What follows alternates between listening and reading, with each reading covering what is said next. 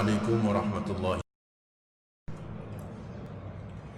Alhamdulillah wassalatu wassalamu ala asrafil anbiya'i wal mursalin Sayyidina wa nabiyina Muhammadin wa ala alihi wa sahbihi wa man tabi'ahum bi ihsanin ila yaumiddin, amma ba'd. Fa inna asdaqal hadis kitabullah wa khairul hadi hadi Muhammadin sallallahu alaihi wasallam wa syarrul umuri muhdatsatuha wa kullu bid'atin dhalalah wa kullu dhalalatin finnar. Asbahna ala fitrati Islam wa ala kalimatil ikhlas wa ala dini nabiyina Muhammadin sallallahu alaihi wasallam wa ala millati abina Ibrahim hanifan musliman wa kana minal musyrikin. Allahumma anfa'na bima 'allamtana wa 'allimna alladhi yanfa'una wa zidna ilma walhamdulillahi rabbil alamin. Ikhwatatina fillakumullah, saudaraku, bapak-bapak, ibu-ibu, adik-adik jamaah salat subuh Masjid Al-Falah, hafizakumullah yang insyaallah selalu dijaga sama Allah Rabbul Alamin. Alhamdulillah. Pertama, kita panjatkan rasa syukur yang mendalam terus menerus kepada Allah dengan senantiasa berucap hamdalah alhamdulillahi rabbil alamin. Yang kedua, salam dan salawat terus kita bahas lisan ini untuk kita persembahkan kepada manusia terbaik, teladan abadi bagi kita, yaitu Rasulullah Muhammad sallallahu alaihi wasallam, dengan ucapan Allahumma shalli ala Muhammad wa ala ali Muhammad. Saudaraku, ikhwatatina fillakumullah, mimpi itu sesuatu yang misteri. Mimpi sesuatu yang gaib. Mimpi yang sampai sekarang hakikat yang pasnya itu belum bisa dihasilkan dari riset manapun. Pakar-pakar psikologi, pakar-pakar ilmu umum pun belum bisa sepakat tentang berbicara mengenai mimpi. Namun yang jelas, di dalam agama Islam, mimpi ini diakui, Pak. Bukan diakui dalam arti mimpi itu ada. Kalau diakui mimpi itu ada, semua agama mengakui mimpi itu ada. Yang nggak beragama juga mengakui mimpi itu ada. Karena memang real mimpi itu terjadi pada setiap manusia. Tapi menjadikan mimpi itu berkedudukan syariat, mimpi itu berkedudukan di dalam sebuah ajaran agama, Islam. Hanya Islam. Kenapa? Satu, bukankah wahyu di antara metode turunnya wahyu seluruh para nabi sampai Rasulullah Muhammad SAW di antaranya, bukan satu-satu, adalah melalui apa? Mimpi. Bahkan Nabi mentakrir itu menetapkan hukum syariat pun melalui mimpi, bukan hanya dari diri beliau tapi juga dari sahabat. Ditakrir, diantaranya azan itu dari mimpi seorang sahabat, ditakrir oleh Rasulullah Muhammad SAW. Dan bukankah di dalam fikih jurisprudensi hukum Islam seorang laki-laki disebut akil balik, di antaranya tandanya adalah bermimpi. Jadi kedudukan mimpi di dalam Islam itu sebagai satu bagian daripada ajaran. Bukan sekedar diakui mimpi itu ada, tapi sebagai sebuah ajaran. Jadi jangan main-main dengan mimpi. Dan terkait dengan kajian kita motivasi Al-Quran ini, di antara pertolongan Allah atas kemenangan Badar, mungkin Bapak belum tahu. Selama ini yang diketahui kemenangan perang Badar itu Allah ngutus 1000 malaikat, ya enggak? Di Al-Quran kan juga ada 1000 malaikat. Ternyata di Al-Quran juga disebut bahwa di antara pertolongan Allah terhadap pasukan Badar sehingga menghasilkan kemenangan yang luar biasa, yang membuat Rasulullah dan sahabatnya semangat, adalah melalui apa? Mimpi, Pak. Belum tahu ya? Bisa dicek nanti surat Al-Anfal ayat 43. Nanti kalau baca Al-Anfal 43 sekaligus bacaan 44 biar enak. Di surat Al-Anfal ayat 43 ini Allah, jadi yang sebelum saya masuk ke ayatnya, yang namanya perang Badar ini kan perang pertama yang dialami oleh sahabat-sahabat, bahkan Rasulullah Muhammad SAW. Jangan sampai gagal, Makanya Nabi itu sampai kuat Pak doanya itu, Pak. Sampai imamannya Kanjeng Nabi itu sampai jatuh itu. Supaya menang itu perang Badar itu. Karena kalau sampai kalah, lam tubat abadan fil ardh. Itu doanya Nabi kan. Maka engkau tidak akan pernah disembah di bumi ini selamanya, kan begitu doanya Nabi. Kalau kau sampai ngalahkan perang ini ya Rabbi. Jadi satu sisi sahabat gak siap perang, gak pengalaman. Bukan hanya gak siap mental perang, tapi sekaligus peralatan juga punya Pak. Niatnya bukan perang pada waktu itu, niatnya cuma mengambil barang yang diambil oleh orang-orang Quraisy yang dibawa oleh Abu Sufyan dari negeri Syam, kan dijual tuh. Nah hasilnya itu dibawa pulang negeri Syam menuju ke Mekah, itu melewati Madinah. Nah, mau di stop di situ, ya nggak bawa peralatan perang. Ternyata kemudian ada perintah perang, kan galau. Nah di saat itulah Allah memberikan pertolongan secara mental. Turunlah firman Allah. Jadi di malam hari sebelum perang itu terjadi, pagi harinya, siang harinya, itu Nabi malam bermimpi Pak. Dan mimpinya Kanjeng Nabi itulah yang diabadikan di surat Al-Anfal ayat 43. Wa id yurikahumullahu fi manamika qalila walau arakahum katsiran lafashiltum wa latanaza'tum fil amri walakinallaha sallam innahu alimun bidatis sudur. Ingat kata Allah, yurikahumullahu fi manamika qalila. Di malam itu ya Muhammad, Allah telah memperlihatkan kepada dirimu tentang jumlah pasukan musyrikin Quraisy. Fi manamika, di dalam tidurmu, berarti mimpi Pak. Memperlihatkan di dalam tidur maksudnya mimpi. Berapa jumlah pasukan musyrikin Quraisy? Qalila, sedikit. Walau arakahum katsira, kalau Allah memperlihatkan di dalam mimpi banyak, lafashiltum, pasti kamu gentar takut. Lawis kuat dan sejak awal Pak, kok tambah diimpeni wake pasukan musyrik, tambah ketakutan. Wala tanaza'tum fil amri, pasti kamu akan berselisih untuk maju perang ini, tambah kuat perselisihannya. Walakinallaha sallam, tapi Allah menyelamatkan dengan membuat mimpi itu, mimpi indah. Apa mimpi indah bagi kaum muslimin pada waktu itu adalah jumlah pasukan musyrikin Quraisy sedikit. Padahal mohon maaf, kenyataannya berapa? Banyak, lebih banyak apa lebih sedikit? Pasukan muslimin pada waktu jumlah 300-an, 313 yang masyhur, yang populer di tarikh dengan pasukan kaum musyrikin pada waktu itu jumlahnya 3 kali lipat, sekitar 1000 lebih. Ada 100 berkuda, ada 700 onta.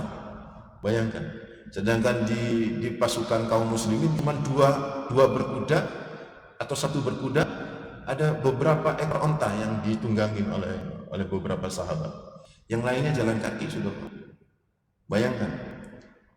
Dan ternyata Allah memimpikan pada diri Nabi Muhammad. Pagi-pagi Nabi ngomong sama sahabatnya, aku mimpi. Ikut jumlah pasukan ini ternyata sedikit. Kira-kira semangat nggak sahabat pada waktu itu? Semangat Pak. Lah awalnya ketakutan. Ternyata ini kayak begitu Nabi Muhammad, terus diceritakan ke Rasulullah. Wah semangat, wah titik itu benar begitu, wah maju aja kan begitu. Dan sedikit yang kita agak maju, wah mimpi itu dahsyat. Efeknya itu luar biasa. Dan kira-kira benar-benar sedikit enggak itu? Dalam riwayat Pak Ibnu Mas'ud itu, yang kitab tafsir yang saya baca di guru saya, Profesor Dr. Wahba Az-Zuhaili, saya pernah ikut kuliah umum dengan beliau Pak. Itu di tafsir beliau, tafsir Al-Munir, ketika menafsirkan ayat ini, mengungkapkan, menukil beberapa riwayat. Di antara riwayat Ibnu Mas'ud, itu Ibnu Mas'ud itu ketika melihat pasukan, jumlah pasukan pagi harinya itu Pak, kan berhadapan-hadapan pasukan. Itu Ibnu Mas'ud ngomong kepada temannya yang sebelahnya, bener mimpinya Nabi. Itu paling jumlahnya 70 orang. Jumlahnya cuma 70. Itu paling 70 orang jumlahnya. Yang sebelahnya ngomong gini, oh enggak, lebih itu 100. Jadi lebihnya sedikit Pak, nggak sampai 1000, 100. Dan ini memang sesuai dengan ayat 44-nya, Pak. Jadi memang de facto ayat itu, jumlah pasukan lebih banyak dari kaum muslimin, tapi Allah di ayat 44 untuk membuat mimpi itu nyata. Sama Allah perlihatkan di ayat 44-nya itu Allah berkata, wa id yurikumuhum idil taqaitum fi a'yunikum qalila. Ingatlah ketika Allah memperlihatkan kepada kalian tentang jumlah mereka, idil taqaitum, ketika kalian bertemu pada waktu itu pagi harinya, fi a'yunikum qalila, di mata kalian mereka nampak kecil, nampak sedikit. Jadi memang sama Allah di mata orang-orang kaum beriman itu pasukan segitu banyak nampak sedikit.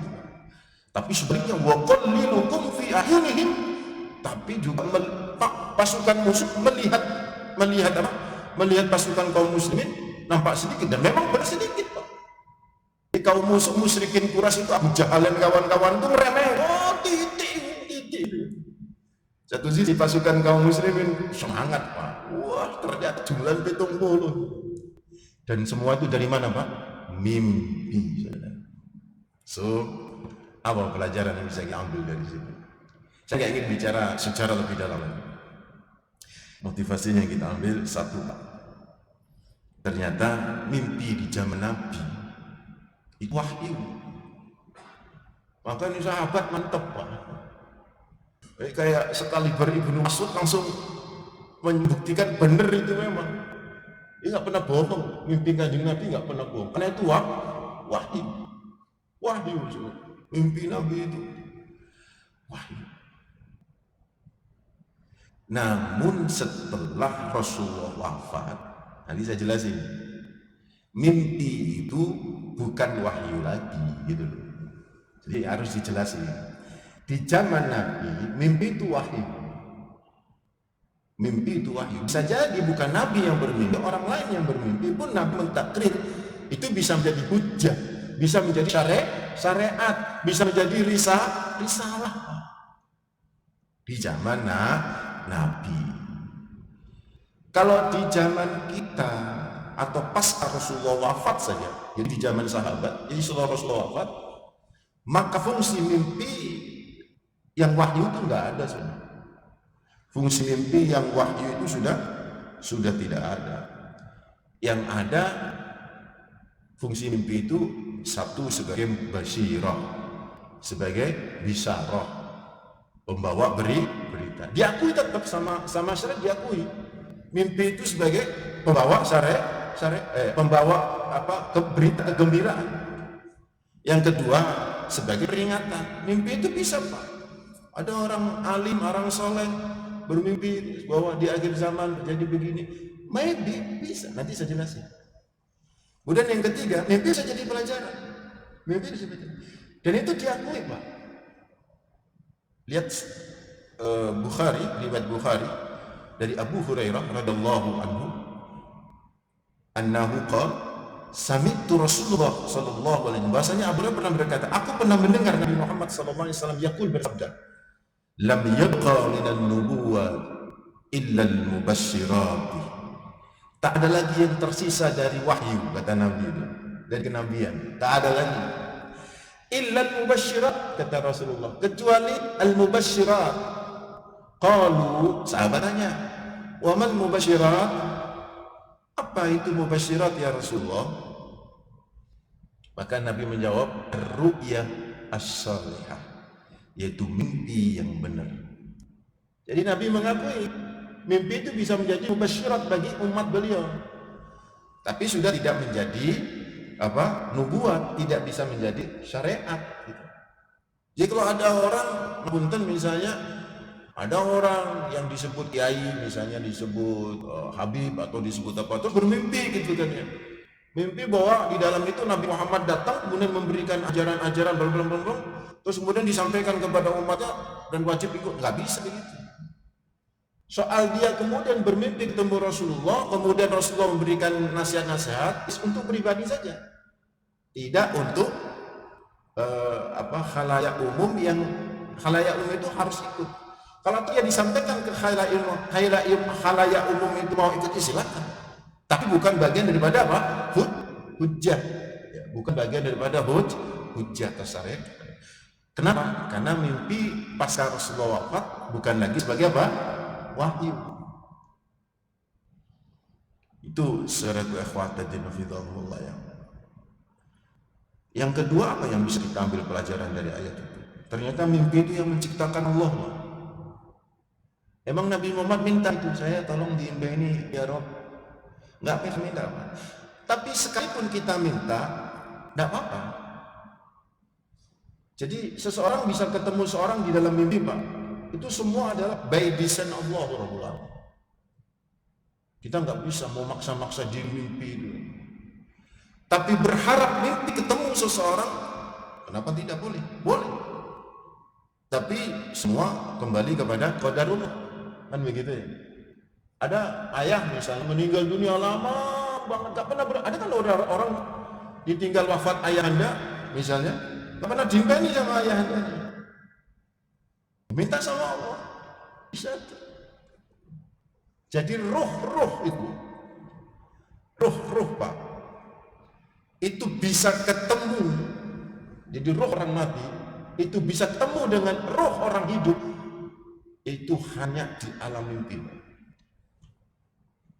Kalau orang yang ditemani masih hidup, itu hanya di alam mimpi. Nggak bisa. Orang yang mati ditemani oleh orang yang hidup di alam jaga. Jadi misalnya kayak cenayang-cenayang undang ruh-ruhnya orang itu. Kan ada yang kayak gitu. Itu bohong. Itu yang diundang bukan ruh, tapi gorin itu jin Pak, bangsa jin yang nempel pada seseorang. Jadi misalnya ada si A gitu kan, ruhnya dipanggil oleh dukun itu bisa, tapi bukan roh yang dipanggil itu, tapi korinnya si orang itu jin, dari bangsa jin. Bukan roh, nggak bisa, karena roh berada di alam barzakh, nggak bisa keluar. Tapi roh itu bisa ditemani dan roh itu bisa keluar Pak, bukan di alam barzakh, tapi tetap di alam roh. Itu adalah di waktu tidur. Lihat surat Az-Zumar ayat 42. Allahu yatawaffal anfus hina mautiha wallati lam tamut fi manamiha fayumsiku allati qada 'alaiha al-mauta wa yursil ukhra ila ajalin musamma. Jadi ada roh seseorang itu ketika tidur dipegang sama Allah dengan dikembalikan berarti mati, Pak. Atau dilepas sama Allah. Nah, ketika dilepas sama Allah itu roh itu bisa kemana-mana, Pak. Tergantung Allah mau mempertemukan sama siapa. Bahkan bisa bertemu dengan roh yang sesama orang hidup. Lu kan pernah Bapak ketemu dengan seorang teman ini di dalam tidur. Bahkan Bapak pernah bertemu dengan seseorang yang tidak pernah dikenal sama sekali. Bisa itu, Pak. Itulah kehebatan mimpi. So, kalau begitu hakikat mimpi gimana, Ustaz? Siapa cepat, Pak? Hakikat mimpi itu ada 3, Saudara.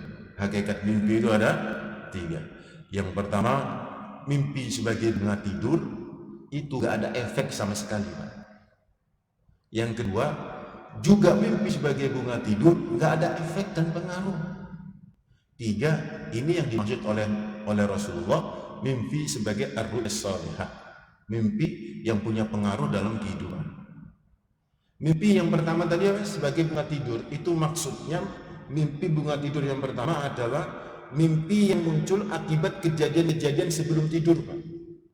Misalnya suami istri tengkar gak karuan, sampai sing wedok iku nangis ketiduran, kebawa mimpi. Si istri ini kayak dikejar oleh singa yang kepalanya itu suaminya, Pak. Singa tubuhnya tapi kepalanya suaminya. Dikejar-kejar. Nah, itu berarti mimpi bunga tidur. Karena apa? Sebelum tidur ada kejadian yang luar biasa yang masuk ke alam bawah sadar, nanti muncul di alam tidur. Nah, itu nggak ada pengaruh, Pak. Nggak ada tafsiran, nggak ada takwilan mimpi, nggak ada pengaruh bunga tidur tuh. Ikut jaring wong Jawa, Pak. Ikut kembangi wong turu, nggak ada pengaruh. Atau yang kedua juga bunga tidur, mimpi itu, yaitu mimpi yang terkait dengan kejadian di waktu tidur. Kalau tadi kan sebelum tidur, jadi bunga tidur juga, yaitu kejadian sebelum tidur. Mimpi apa kejadian sebelum tidur? Misalnya tiba-tiba bapak bermimpi kayak dicekik orang, gak bisa nafas, akhirnya bisa terbangun dalam mimpi itu, dadaknya tangannya istri itu nutupin hidungnya kita Pak. Misalnya begitu kan, karena bergerak lebih kita. Berarti kejadian di dalam tidur. Seperti Bapak misalnya kebelet pipis, terus pipis, ngompol lah jadinya. Atau pipis gak mari-mari pipis terus karena kebelet terus. Karena memang gak pipis padahal di tidur gak pipis. Sehingga kebelet kan gitu. Atau orang tiba-tiba melayang gitu, ternyata jatuh Pak dari tempat tidur. Nah itulah mimpi namanya kembang itu. Dan sampai sekarang model mimpi kayak gitu pun belum bisa diriset oleh orang-orang tuh. Gimana hakikat mimpi kok bisa? Loh, kan kayaknya lama dalam mimpi. Padahal kejadian cuma beberapa detik loh di alam nyatanya. Tapi di dalam mimpi kelihatan lama sebenarnya. Kayak dicekik kan sebelumnya dikejar-kejar. Padahal pada waktu tangan itu nutup cuma hanya beberapa detik saja. Tapi kayak di dalam mimpi itu, nah itu sampai sekarang belum bisa diriset. Nah itu mimpi nggak pernah ada tafsir dua mimpi model itu. Nah mimpi yang terkait yang dimaksud oleh Nabi Al-Mubasyirat, mimpi yang merupakan bagian daripada kenabian, itu adalah mimpi yang ar-ru'ya as-salihah, mimpi yang benar itu Pak, atau mimpi yang dialami oleh orang-orang muslim. Nah mimpi yang benar itu atau mimpi yang bisa berpengaruh itu ada dua macam juga. Mimpi yang datangnya dari Allah dan mimpi yang datangnya dari setan. Ini model mimpi tiga yang punya pengaruh Pak ya. Yang bisa sebagai isyarat, sebagai peringatan. Itu kira-kira tokoh setan atau tokoh misalnya tiba-tiba ada orang putih-putih, pakai serban datang ngasih informasi, misalnya gitu ya. Iki hati-hati awakmu, ojo seneng-seneng nang medsos, misalnya gitu kan ya. Lah itu setan apa orang itu? Karena setan juga bisa bermain di alam ruh Pak. Setan bisa masuk ke alam mimpi manusia. Jadi memang Allah yang mengatur, tapi setan itu bisa masuk Pak. Setan itu bisa masuk, bisa mempermainkan setan. Nah untuk tahu bahwa itu mimpi itu setan yang buat atau itu Allah yang menciptakannya Pak, maka saya mengacu kepada Ibnu Sirin. Ibnu Sirin terkenal sebagai pakar tafsir mimpi. Kitabnya sudah diterjemahkan di mana-mana ya. Bisa Bapak baca. Kata Ibnu Sirin, standarnya itu begini. Mimpi itu datang dari Allah atau tidak itu sangat pertama terkait dengan apa yang terjadi sebelum tidur. Jadi kalau yang terjadi sebelum tidur ini Bapak ngaji gitu kan ya. Terus nanti sampai habis suruh sholat duha, habis duha pulang ke rumah ketiduran mimpi. Kemungkinan besar, meskipun tidak bisa dipastikan, kemungkinan besar itu adalah datangnya dari Allah, mimpi itu. Karena sebelum tidur melakukan suatu amalan yang diridhoi oleh Allah. Tapi kalau sebaliknya, mimpinya itu sebelum tidur itu melakukan perbuatan yang jahat, terus dia mimpi, maka kemungkinan besar mimpi itu setan Pak yang memainkan.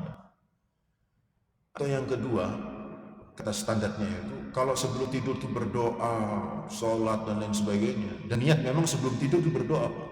Kalau tadi kan berkegiatan jasad, ini memang niat untuk sebelum itu berdoa, baca tilawah Al-Quran. Maka kalau dia bermimpi pada waktu tidur itu, adalah mimpinya min Allah, itu minas salih, ar-ru'ya salih, itu mimpi yang baik. Yang ketiga, yang bermimpi itu orang yang soleh, orang yang beriman, orang yang dekat sama Allah, orang yang sering ke masjid, orang yang sering baca Al-Quran. Maka kemungkinan besar mimpi-mimpi beliau orang-orang ini adalah min Allah, dari Allah. Ini berdasarkan hadis Nabi Muhammad SAW riwayat Bukhari dan Muslim. Nabi pernah bersabda, idza tarabaz zaman, apabila zaman sudah mau berakhir Pak, lam takat ru'yal mu'min takdzib, hampir-hampir tidak ada mimpinya orang yang beriman itu dusta. Hampir-hampir tidak ada mimpinya orang beriman itu bohong Pak. Berarti benar Pak. Bahkan validitas kebenaran mimpi orang beriman, kata Rasulullah disebutkan, wa ru'yal mu'min, dan mimpinya orang beriman, juz'un min sittatin wa arba'ina juz'an minan nubuwah, muttafaqun alaih. Itu mimpinya orang beriman itu bagian dari 46 kenabian. Jadi kenabian itu ada wahyu yang pertama, dan yang terakhir itu Pak, mimpi. Berarti kebenaran mimpi orang beriman 1/46 kebenaran wahyu. Main-main.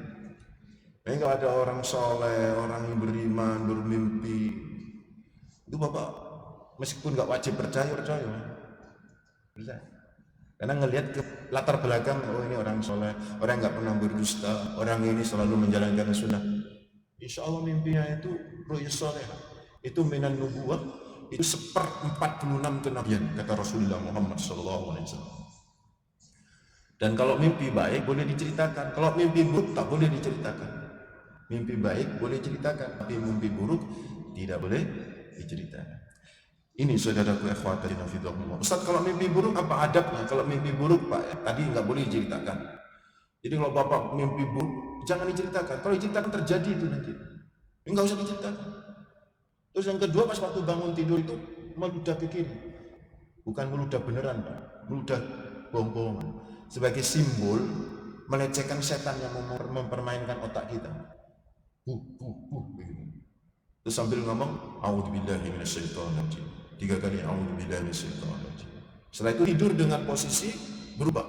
Jadi kalau pas waktu mimpinya posisi begini, tentang enggak, Pak? Ternyata setelah berubah posisi, mimpi mana Pak Elek? Pindah dari tempat tidur di kata Rasulullah Muhammad SAW.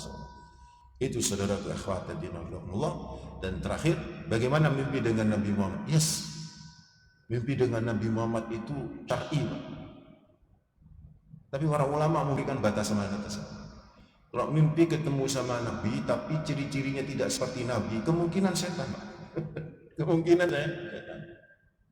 Saya mimpi sama Nabi, ketemu Nabi. Nabi kayak apa? Wajahnya datar. Wajah Nabi kok datar gimana? Ya kemungkinan setan. Saya nggak menyatakan pasti setan, kemungkinan setan. Karena kalau utuh Nabi Pak bisa dilihat di dalam mimpi, itu pasti tidak pernah bisa disupai oleh setan, karena setan tidak memiliki kemampuan untuk menyerupai kehebatan fisik Rasulullah Muhammad SAW. Dan ini yang disebut oleh Nabi, man ro'ani fi manami ro'ani yaqadhah. Ada hadis begitu, barang siapa yang bermimpi ketemu aku, maka dia akan bertemu aku nanti di alam jalan, maksudnya di akhirat. Ada juga barang siapa yang bertemu aku di dalam mimpi, fa innahu haq, bahwa sesungguhnya itu benar tersebut. La yatamassalu bi syaitan.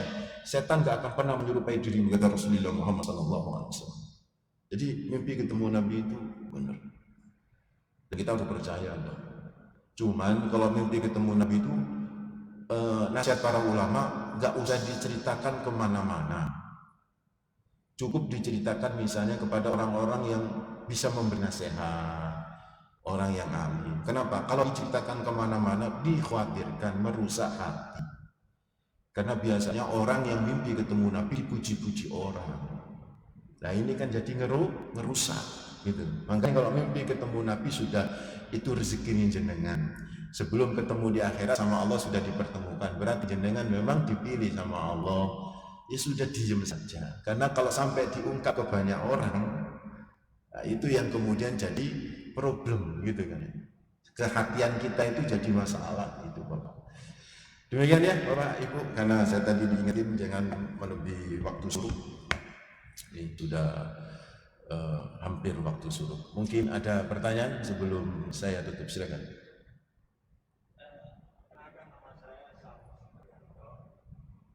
Ada statement Pak dari pimpinan Polres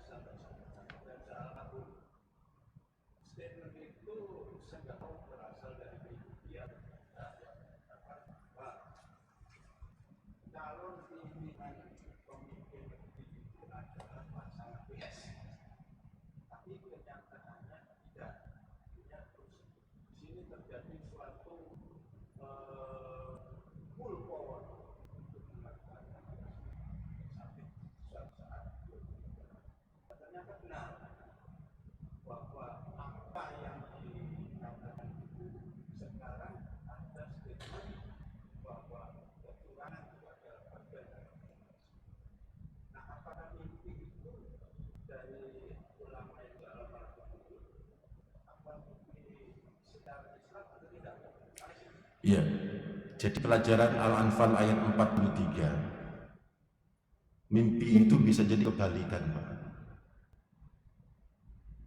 Ngerti nggak maksud saya? Kan Allah memimpikan Nabi, jumlah pasukan kaum musyrikin Quraisy itu jumlahnya berapa? Sedikit kan? Faktanya banyak. Ini para ulama ngambil dari ayat ini, oh terkadang, nggak selalu. Mimpi itu kewalikan. Misalnya ada istri mimpiin suaminya kawin lagi, itu berarti kebalikannya nggak kawin, atau ya kawin bener. Sama kayak mimpi dulu pilpres, oh yang kepilih ini ya, sejauh sudah bilang dalam hati maksud saya, wah nggak kepilih ini, jadi nggak kepilih. Apalagi mimpi itu disebut, diceritakan kepada yang bersangkutan. Kalau saya sih nggak perlu diceritakan, nggak perlu diceritakan. Tapi diceritakan juga ada masalah untuk membuat semangat kan. Tapi ingat, kalau sudah diceritakan ada dua kemungkinan, kebalikan atau memang linear. Karena memang faktanya di Al-Anfal 43 itu kebalikan kan faktanya. Faktanya banyak, di dalam mimpi sedikit. Tapi karena itu wahyu berbeda. Sama Allah, mata para sahabat dibuat melihat pasukan itu qalilah, Pak, sedikit. Itu yang hebat. Begitu, wallahu a'lam. Bicara mimpi itu tafsirannya banyak. Oke, ada lagi. Mudah-mudahan bermanfaat ya. Ibu-ibu, bapak-bapak, kita istighfar, astaghfirullahaladzim, subhanakallahumma bihamdik, asyhadu an la ilaha illa anta, astaghfiruka wa atubu ilaik. Kita baca al-asr, bismillahirrahmanirrahim, wal asri innal insana lafi khusrin illa alladzina amanu wa amilus solihati wa tawassaw bil haqqi wa tawassaw bis sabr. Wa sallallahu ala nabi Muhammad walhamdulillahi rabbil alamin. Mohon maaf. Assalamualaikum warahmatullahi wabarakatuh.